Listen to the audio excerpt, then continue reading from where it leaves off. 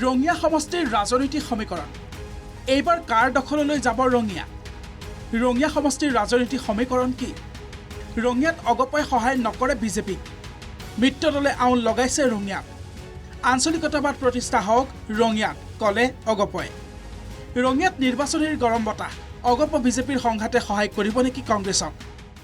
ৰঙিয়াৰ ৰাজনীতিত এতিয়া গৰম বতাহ বলিছে ৰঙিয়াত কি হ'ব কাৰণ অগপ আৰু বিজেপি এতিয়া মুকলি সংঘাতত নামিছে অগপ এবাৰ কৈছে বিজেপি কোনো পথ্যে অৰ্থাৎ ভৱেশ কলিতাই টিকট পালে বা যিকোনো কাৰণতে বিজেপি কোনো পথ্যে সহায় নকৰে অগপই কি হ'ব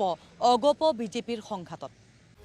ৰঙিয়া অগপত এতিয়া মুকলি বিদ্ৰোহ ২৬ৰ নিৰ্বাচনত বিজেপি প্ৰাৰ্থীক সহায় নকৰাৰ হুংকাৰ দিলে অগপৰ কেন্দ্ৰীয় সম্পাদকে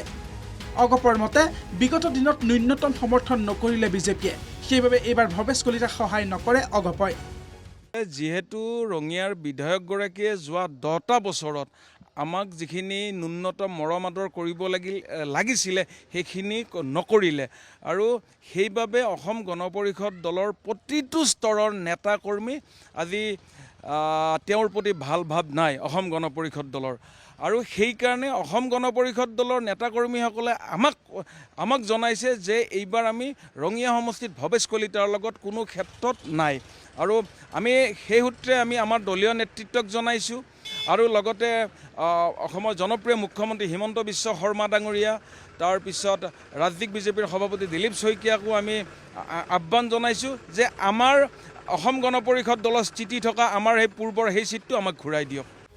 কেনেকৈ ৰঙিয়াত অগপক মিত্ৰতাত ৰাখিব ভৱেশ কলিতাই মিত্ৰদলৰ বিদ্ৰোহ নিয়ন্ত্ৰণ কৰিব পাৰিবনে ভৱেশ কলিতাৰ মতে অগপ কৰ্মী আছে বিজেপিৰ সৈতে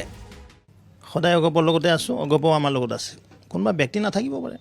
কিন্তু পাৰ্টীৰ সমষ্টিৰ মানুহখিনি মোৰ লগত আছে দেখোন তৃণমূল পৰ্যায় আছে মোৰ লগতে যোগাযোগ এতিয়াও বহি আছিল মোৰ লগত কোনোবা ব্যক্তি নাথাকিব পাৰে তেওঁৰ চইচটো বেলেগ হ'ব পাৰে তেওঁৰ কাৰোবাৰ লগত হাত মিলাই থাকিব পাৰে মইতো নাজানিম নহয় জানো অগপ বিজেপিৰ এই কণ্ডলে লাভান্বিত কৰিব নেকি কংগ্ৰেছৰ ৰঙিয়াৰ প্ৰাৰ্থিত্ব প্ৰত্যাশী প্ৰাণজিৎ চৌধুৰীৰ মতেও অগপই কোনো কাৰণতে সহায় নকৰে বিজেপিক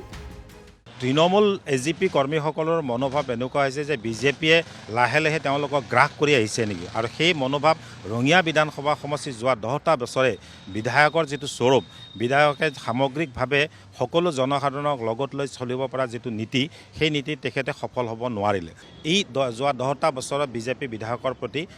ভাল মনোভাৱ নাই যাৰ ফলত কংগ্ৰেছ দলৰ ভেটি আৰু বেছি শক্তিশালী হৈছে আৰু নিশ্চিতভাৱে মই ক'ব পাৰোঁ যে এইবাৰ বিধানসভা নিৰ্বাচনত কংগ্ৰেছ দলটো যথেষ্ট শক্তিশালী আৰু অসমতো আমি কংগ্ৰেছ দলৰ চৰকাৰ গঠন কৰিবলৈ সক্ষম হ'ম